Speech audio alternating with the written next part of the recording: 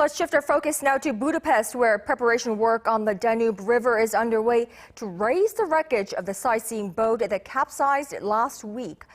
The bodies of all but 8 of the 35 victims, 33 South Korean tourists and 2 Hungarian crew members, have been recovered in an intensive search up and down the river after the worst disaster in more than half a century on the longest river in Europe. Now, to bring us up to speed on the situation there, I have Stefan Bos, international correspondent for DW News, connecting live with us. Stefan, thanks for the live hit. I know it's midnight in Budapest. No problem. It's an honor to be here. So there's been reports that the wreckage lifting operation could take place later this Monday morning for you there. Are we still on that schedule?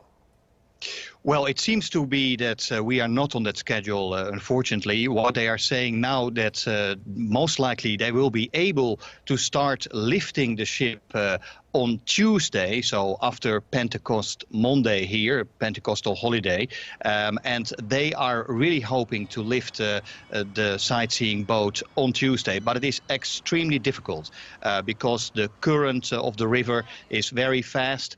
They have also been problems with visibility. That's almost zero for the South Korean and Hungarian divers. And quite frankly, there has been some frustration among the South Korean divers also about the speed of this whole process. But the Hungarians have pleaded also to the South Korean divers to be careful, because they are afraid that otherwise there will be even more victims in this whole rescue operation, because it's quite a dangerous attempt to lift this boat at the moment. Absolutely. Safety comes before anything else.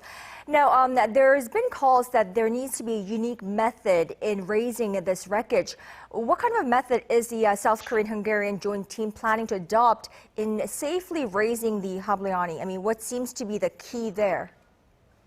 Well, what seems to be the key is using a floating crane, and actually that was very difficult to get that equipment to the market bridge where the accident happened. It's very close here to the Parliament building, and it is very difficult to use that equipment. They have brought it to the area now, but the question is, can they really lift it? Because the boat is about 9 meters underwater. It is basically on the river floor, and it is a very difficult and also, I have to say, dangerous operation. But they are trying all they can, and they really hope that within perhaps the next 2 days they will be able to lift the mermaid boat, as it is also called, the sightseeing sunken vessel.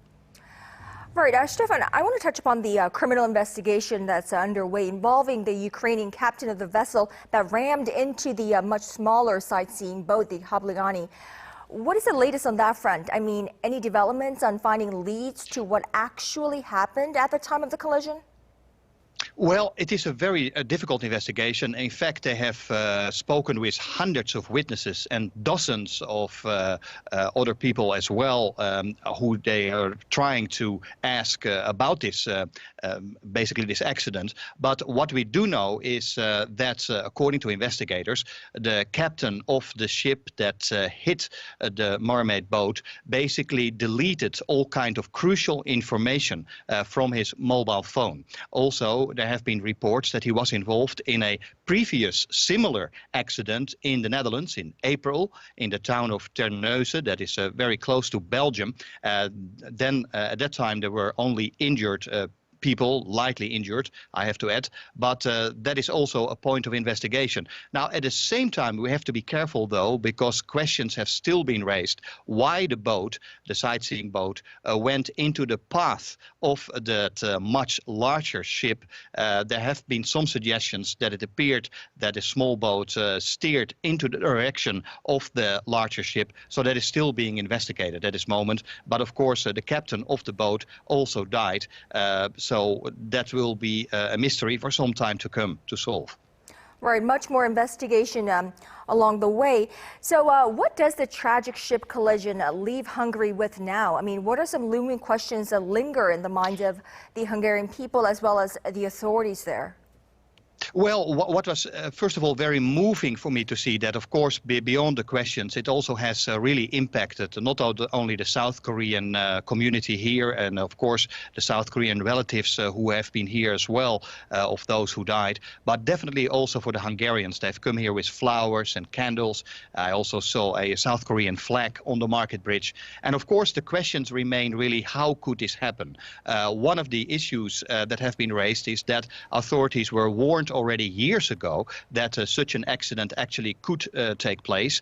There was some concern raised from the shipping industry. And I think questions will be asked now, how could this happen and how could this be prevented? Of course, Budapest is a very popular city among tourists. Many want to use sightseeing boats, but questions have been raised whether that industry went ahead of itself and whether there should be more regulation on what is really one of Europe's main waterways, the Danube River.